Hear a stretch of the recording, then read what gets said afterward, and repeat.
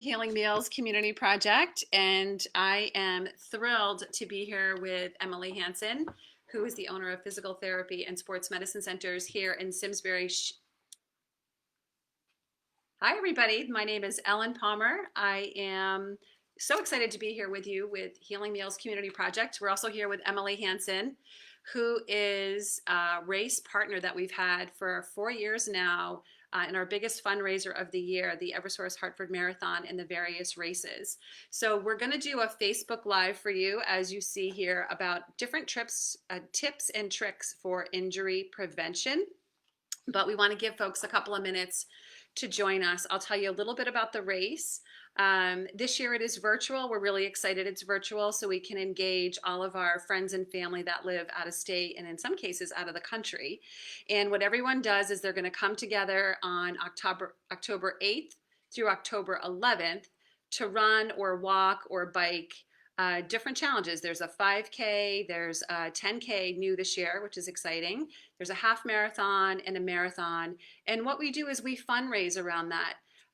This year, what's really exciting is the Hartford Marathon Foundation has decided to make all of the registration fees, which have been reduced this year to $25, distributable to the different charities that participate with them. So there are 20 charities that they have selected to receive the registration fees. So for everyone that registers on the Healing Meals Community Project team, we receive those registration funds directly. So when you register, what you're actually doing is just donating to Healing Meals. It's a complete pass through. So that's really, really generous of them this year. We also receive a portion of the general fund of registrations. If folks don't join a specific team, that money goes into a general fund and we'll get a percentage of that too. So in a year that's been really weird for everybody, it's important for us that we've been able to stay open and provide healing meals for families that are going through a health crisis. And we feel really fortunate this year that we were also able to support healthcare workers who were on the front lines at the height of the virus here in Connecticut. So we feel super grateful. We had a couple of donations that were made so that we could stay open and support healthcare workers. And with your contributions to the marathon this year, we hope to raise, or we will raise, $100,000. And with that money, it will go directly towards providing 8,000 meals to families in the greater Hartford area, all within 45 minutes of our kitchen in Bloomfield, Connecticut. So we're really excited to be able to continue to support them. We can't do it without you, so we are going to provide a link for you to register for our team. Remember, when you register to walk, run, or bike, really that donation is coming directly to Healing Meals. So we'll post something about that as we're wrapping up the Facebook Live. But I want to take a minute to introduce Emily Hansen. She's here with Physical Therapy and Sports Medicine here in Simsbury. She has a brand spanking new office that opened during COVID. She has been a tremendous partner and collaborator on this marathon since its inception with us as a fundraiser 4 years ago. And she's been the entire time helping our walkers and runners prevent injuries. And that's what we want to share with you today, is that you can stay in really great shape whether you've been on the couch for the last 3 or 4 months or you've been out training. Chances are good you may come across something as you get out and either are running on your treadmill or biking or walking up hills. And so what Emily and Shelby are going to do is share with you some ways to prevent injury. So if you will indulge us, I'm going to go ahead and introduce Emily. Good evening, everyone. I'm excited to be here. And as Ellen said, I'm the partner and director of Physical Therapy and Sports Medicine Centers here in Simsbury, and really excited to have you join us in our new office. And we have talked over the years since we started this fundraiser about doing an injury prevention clinic. And this year seemed like the right time to do a Facebook Live and bring you in with us, because we know it's hard for you to get out and come join us at seminars. So here we are today, and I'm excited to have you. I know in the past we've had a huge variety of people who have joined us on the team for fundraising for Healing Meals, people who have not been doing any activity to people who are currently running full marathons. So I know it's a wide breadth of abilities and activity levels who are joining us on the fundraising team. So I want you to know that all the things that I offer and discuss today are relevant to everyone, because really we all have the same problems, we all have the same potential injuries, and all of this can be relevant to anyone who's participating. So today I'm going to just talk a little bit first about how to incorporate some new stretching, potentially foam rolling and strengthening into your program to help assist you to minimize some of the injuries that could occur during your training. I know that some of you may be walking a 5K and some may be experienced runners, as I said before, running the full marathon. And we're excited to have everyone, and any of these things can be really incorporated into anybody's routine. I do know that experienced runners often will say, I've got my routine, I'm good, I do what I do. And that's really very common across the running community. But what I'd like to do is offer some new things to maybe add in, and really some great things for those people who have not been doing any exercise or who are adding mileage to their current exercise program, because often injuries occur when we're changing what we're doing, when we're adding activity, when we are increasing our activity level. And oftentimes we're really not ready for that change in activity. And so there are things that we can do to prevent injury and recognize when there is a problem beginning to occur. And there are some key fundamentals: really taking time to warm up and stretch a little bit before you exercise, whether it is you're walking, running, or biking. We have bikers this year, which is really exciting. And then taking time after to roll out and stretch. And I know we all are pressed for time, so trying to keep those things compact and just make sure you find a little bit of a variety of things to add into your routine. A couple days a week, it would be great to add in some strengthening. So we're going to run through a couple of those things. I'll also talk about some other ways that you can just take care of your body and make sure that you're fueling well and having enough fluid. So today, joining me is Shelby Howe, who is Hello. a health fitness specialist in our Simsbury office. She's a personal trainer. She's here in the office all the time, but she also trains clients individually in a personal training type setting. So she's gonna, as I talk through some of the exercises, she's gonna actually demonstrate for us in order to be able to see exactly how you should be doing it and what to incorporate. And as I said, we're going to run through this a little bit, obviously abbreviated, so that we can show you each of these things. We'll talk a little bit about what each activity is used for and how to do it, and then hopefully you can incorporate some of that into your routine. We will provide a PDF of all the stuff all the exercises we talked about, so you can follow through on those after the fact if you would like to do so. So today we're just going to begin with a little bit of a warm-up. So we're going to rearrange the camera just a smidgen so you can get a better handle on seeing Shelby in the background here. So I'm going to just come a little closer to her. We're going to start with a warm-up, which, you know, before you go out and exercise, it's good to get your muscles moving. A lot of times we're waking up early in the morning to go exercise or just coming home from work, and it's a good thing to start to get your muscles moving well, and beginning with some really basic things. And there's no right or wrong in how long you do these, but spending 30 seconds doing some calf rocks, which is what Shelby's demonstrating as we go along. Like I said, there's no perfect time frame, but don't feel like you have to spend a lot of time. 15, 20, 30 seconds doing those. Then some leg swings, just thinking about what activity your legs are doing, getting them moving forward and back. You would do some on each side. And then some squats. So beginning to get the quads and the hamstrings and the glutes contracting and moving all the way through extension. As you can see, she's coming up onto her toes and moving those legs all the way through extension of her hips, her knees, and her ankles. You can also do some of the classic kind of track-like warm-ups where you're doing hip rotations, and you can stay still to do those. You can go in to out, and you can go out to in, and you can walk with those. You can also do hamstring curl like motion where you're doing like a butt kick as you either move in place, you walk, or just warm up in that way. And again, thinking back to if you're not you weren't on a track team or anything like that, think back to gym class. What were some of those things that you did? So that's a great quick warm up, and then doing a couple of basic stretches before you head out. And again, each of those exercises that she just did, maybe 20 to 30 seconds each, followed by a few stretches before you head out. So a standing quad stretch, and you can see a lot of people make an error when they do quad stretching is that they let the knee come forward of their body, and they don't bring the hip back far enough. And so she's standing up nice and tall and pulling that leg back.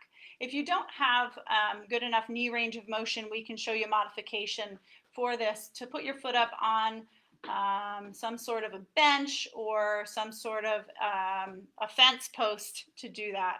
So quad stretching is, the quads are a big mover for us, the big muscle in the front of the thigh. And then also standing hamstring stretch. So important to remember when you do a hamstring stretch, your back is up nice and tall, and you bring your chest forward in order to get a stretch in the back of your thigh.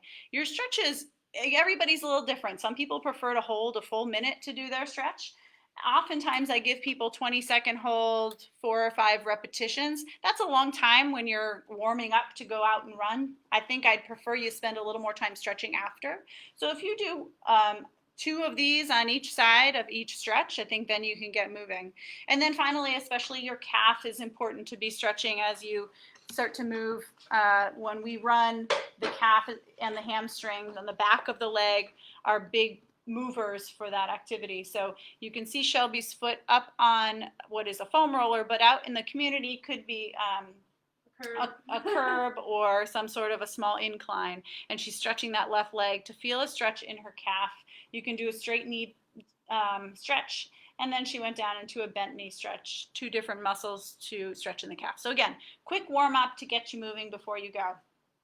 And after you're done exercising, it's really important to think about taking care of the muscles that have just worked so hard. There is some muscle damage that occurs while you're exercising, and everything tends to tighten up when you're done. So it's really important to take time after, especially a longer run or something that was new to you, to do some foam rolling and to do some little stretching that takes you a little longer. As I said before, you can spend a little bit more time with your stretches, that 20-30 seconds, 4 or 5 repetitions.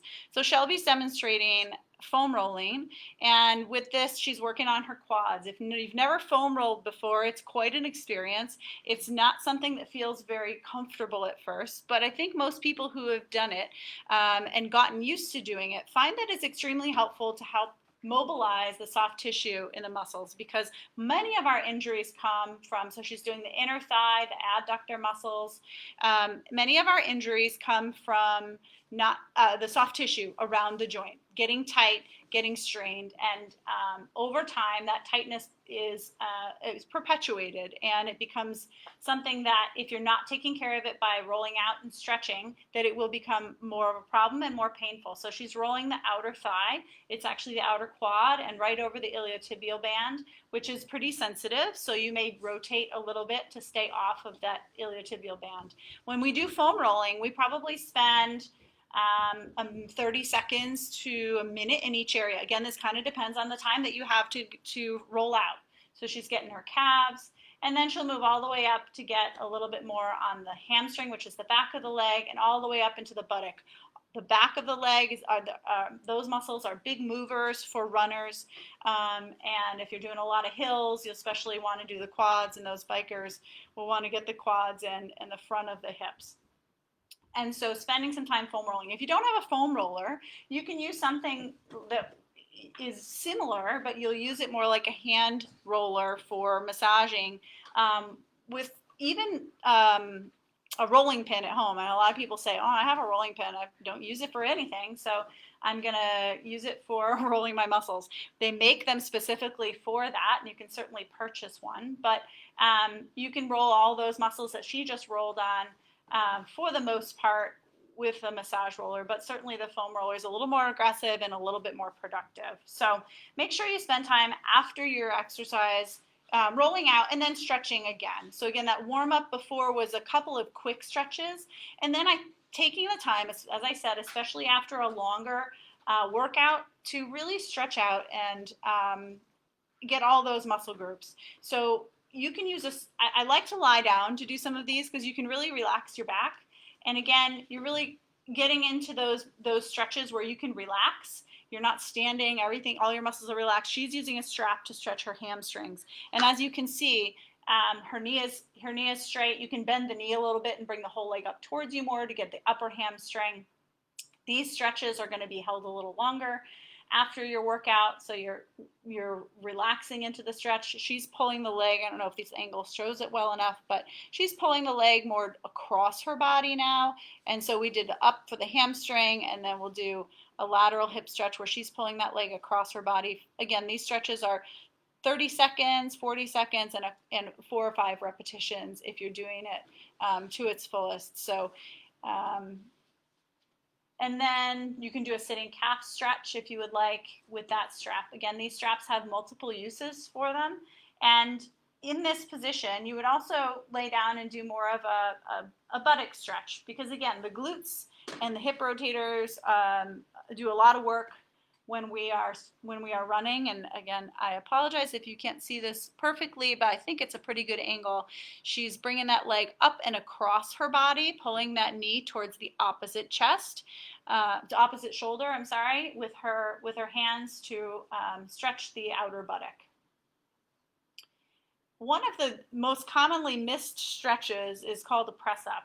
We end up using our back muscles a lot, and in our lives, it's one of those things where we put a lot of stress on our low back. A press up is less of a held stretch and more of a pressure on, pressure off. If you have any history of back pain and this is significantly painful, you'd obviously not want to push through that pain. You can do it more up on your elbows. But again, we spend so much time sitting and bending, and then we go to run or get on the bike, and we stress that area a little bit more. So doing this exercise is a great way to help with the low back, repeating that press up 10 or 12 times in a set.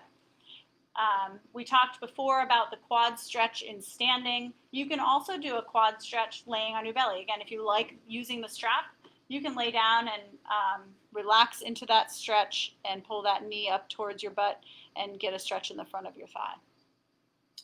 The last one is a hip flexor stretch, and really an important one for both runners and bikers, because these muscles are way overused in a lot of what we do in those sports. And again, an exercise that a lot of us don't often think to do, to stretch the front of the hip. So she's putting that knee down. I like this in kneeling, and you'll get a stretch right in the front of your hip. If you don't get enough stretch, you can put that same side arm up in the air to increase that pull through that side. So those are the main stretches, and the rolling that I would have you run through. You can modify that if you can't kneel and do that, or uncomfortable, don't have a place to kneel, and you can do that stretch in standing and just keeping your chest up and pushing your hips forward. Perfect. So I think, when it comes to running and pre and post running, we would utilize those stretches and foam rolling to minimize injury that might occur related to that. We do have a couple of strengthening exercises to run you through as well. Again, I'd like to post a PDF that just helps you follow through with these after the fact. And we have 4 or 5 exercises to show you for strengthening, and then just a couple of other items to talk about in terms of how to take care of yourself in general when it comes to exercise, especially if it's not something that you've done before. So I'm going to have Shelby just run through the last few of these, and then we'll go on, continuing with some of the other items I wanted to talk about in relation to injury prevention. So our calves, as I said before, are the back side of us when it comes to runners, play a big role in our ability to propel us forward. So the calves are a really important muscle group to isolate and strengthen. So she's doing heel raises, and I like these in heels together. If you can only do a double leg heel raise, so both legs are going together, she's really working on that eccentric control, which is your ability to lower yourself back down to the ground. And as you can see, she's going to do a single leg, which gets a little harder to push all the way up and slowly lower back down. So when you go to single leg, you can put your fingertip on something just for a little bit of control if you need it. But again, you're working on that eccentric lowering and slow control back to the ground. And doing those in single leg also helps a little bit with your balance. So in standing, we also have squats and or lunges. Again, the quads and the glutes are big muscle groups to help with our running and or biking, walking. And so lunges, you make sure that when you do a lunge, she's doing a reverse lunge, her knee is going straight back to the ground. and her foot is going straight back and her knee is going straight down to the ground, excuse me, and her chest is up nice and tall. Perfect. And then we have an exercise that if you happen to have some resistance band or you want to get one, this is a fantastic exercise for your glutes and hips. And again, these muscles are really helpful in stabilizing when we're walking. She's going to do some lateral walking. She's going to do monster walking, which is going forward with that band around her knees and going backwards, keeping her feet apart as though her feet are over a railroad tie. And she's going forward and really keeping that little bit of a squat as she does this. You will feel the burn in your hips very much with both of these exercises. So this is lateral walking, and she's going sideways directly and working on that control of staying in that small squat while you do that. Getting a resistance band is a great idea because there are lots of things you can do with it, and this is just the beginning. Shelby loves to make her clients work with resistance bands. Perfect. So we're going to have Shelby lie down for a couple of exercises. Again, these are ones that are really helpful for those of you who either have been running for a long time or biking for a long time. They balance you out, and for those of you who haven't been, it's a new exercise, it's a new activity. These are great ways to make sure your core is stable and the right muscle groups are working well for you. She's doing a plank, as you can see. And in order to make that a little harder, you can see her position with the plank. She's in a straight line. She's keeping her glutes nice and tight, her quads nice and tight, and stabilizing. So planks can often be just a static hold where you're holding for 20 or 30 seconds. You can also do an exercise here, a Spider-Man exercise, where she works on stabilizing. She's staying nice and straight through her back, and she brings that leg up towards her, 10 on each side. And again, it just makes your plank a little more dynamic for those of you who are able to do a plank comfortably. It makes it a little more functional. You can also do a hip extension. Make sure you keep your butt down. So these are great exercises to incorporate into, because the core is your main center. It is what is your base for all of your exercise. So I'll have patients sometimes do this for 30 seconds versus repeating repetitions or counting repetitions. But yeah, you're good. Great. You getting tired? And then on your back, we're just going to do some marches. Again, another core exercise that you want to work on stabilizing through the belly muscles, where you're working on keeping your back flat but not pressing your pelvis into the table or the floor. She's just stabilizing through her belly. Her hips are not lifting off, and she's just alternating leg movements. This can become more of a leg extension. This would only be relevant if you had no back pain and your back stayed really stable as you did this exercise and straightening out. So again, core is really important in our ability to walk, run, bike. It is our base, and so adding some core exercises in is really important. And then also the last one that we talked about showing you was bridges. And bridges are for the glutes and the hamstrings. This is a great exercise. It can be done in a double leg position where both feet are pushing against the ground.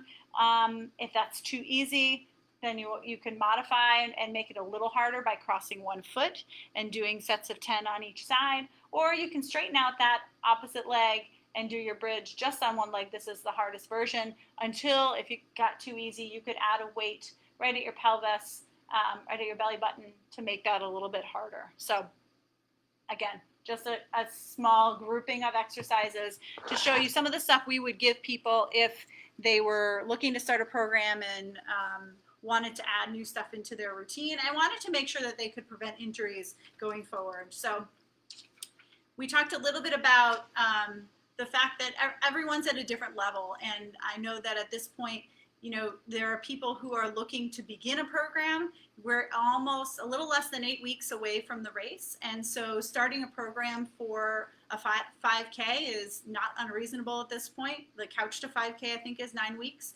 And the first, so you've missed the first week and a half at this point. But doing a Couch to 5K program, there's an app for that. They also have online programs that you can find for 5Ks and certainly half marathons and 10Ks at this point as well, though I know it is getting close. So for those of you who are already training and who are beginning training, one of the most important things to remember is that you need to take some rest too. We're talking about all this activity and we're talking about ramping it up because we want to be able to perform in mid-October, to do the race that we signed up for, to follow through on the commitment that we made to Healing Meals, and to all the people who have supported us in our fundraising.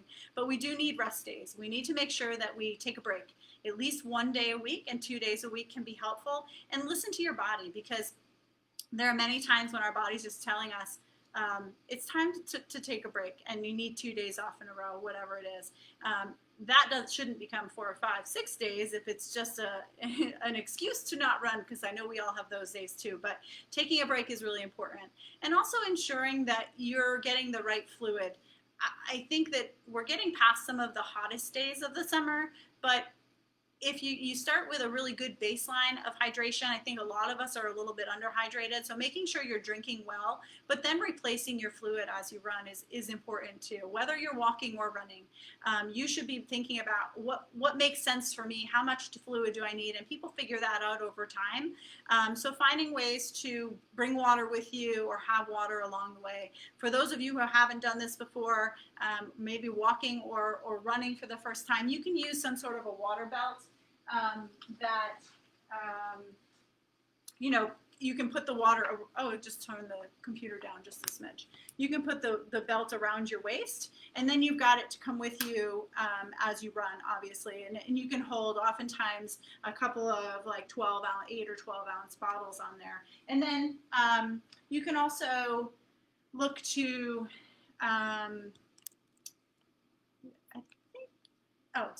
you can also look to add nutrition in as you run too. So make sure that if you're hydrating along the way, that's great. Make sure you hydrate after, and then think about types of things that will help your fuel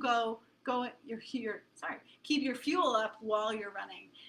Whether it's some sort of electrolyte packet, or that you put into your water, or some there are different brands of products that you can use to add in to make sure that you keep your fuel up and your energy up by replacing your carbs as you run. And one of the things that we talked a little bit about in general with a lot of our runners last year is wearing the right shoes, making sure that you start your training in good shoes. Don't think about adding new shoes in right before the race. You really want to break them in, and going to a store that specializes in shoes, because they're going to help you figure out what's right for your foot, what works for you. Having the right shoe under your foot makes a huge difference. And I would bet that most of the experienced runners know exactly what shoe they wear and what model they wear. And I think it's important for people, whether you're walking or whether you're running, to make sure that you get the right footwear, because it's essential to add that in and continue to utilize that footwear throughout your training. I don't know if we've gotten any questions on Facebook Live at this point, but I would take questions if we have any questions right now. Anything coming up yet? Yeah. So if you certainly, I have been really excited this year to be able to offer a new program for all of our participants called Ask the Expert. And this program allows you, if you're having a problem with your training, or you're having a pain or some sort of injury you think is cropping up, it's important to treat that early. And for all of our participants, I'm excited to have you reach out to me. And since the pandemic, as PTs, we've been doing telehealth. So it's given us the opportunity to realize that we can connect with people just like this, but for physical therapy as well. And so to be able to take 15 or 20 minutes to connect with you and say, what's going on? I want to help you make sure that you can finish out this training for your race. I'm excited to do that for the team. So my email has been posted, but it's emily.hansen, Hansen, @ptsmc.com. And so if there are any problems or concerns, definitely reach out. And as you watch this, if you have any questions or comments, definitely set those in, and we'll follow up with those after as well. And we were excited as we started this to offer to those people who comment or have a question We would like to offer a raffle of those names of people who do that, of a free personal training session with Shelby here as our health fitness specialist at PTSMC Simsbury. So we'll be reaching out to someone in the near future to make sure they come in and we can personalize that program for them that we just talked about. So Ellen, any questions or thoughts? Nope. I will just, I say thank you so much for sharing such great advice. It reminds me of the things that I should be doing in order to stay healthy as I run, walk, and I just got my bike tuned up, so maybe I'll do a little biking too. This is really helpful. This is our first of 4 Facebook Lives that we'll share with you throughout the training season here for the Resource Hartford Marathon races. We've posted the link to join our team. Remember, your registration fee comes directly to Healing Meals. You get a t-shirt, you get a medal when you register for our team through Hartford Marathon Foundation. And when you raise $100 with us, you also get another t-shirt from Healing Meals. And we've got some additional swag that you can earn as you raise more and more money. We've got a duffel bag, we've got a great fleece vest, we have one of those little backpacks. So we're really excited to fundraise with you this year. I'll remind you one more time, we have $100,000 to raise, and all of that money goes to helping families in a health crisis. So thank you so much for tuning in. We really appreciate you. We're really, really excited that this is virtual. So no matter where you are, no matter where you're viewing this from, I think we might have a registration. A friend of ours from Denmark might be walking or running with us, and another friend from Australia. So what's really fun this year is that there are no geographical boundaries. So if you can walk, run, or bike with us wherever you are, we would love, love, love to have you be a part of our team. So thanks again to Emily and Shelby here from Physical Therapy and Sports Medicine Centers in Simsbury. Be well.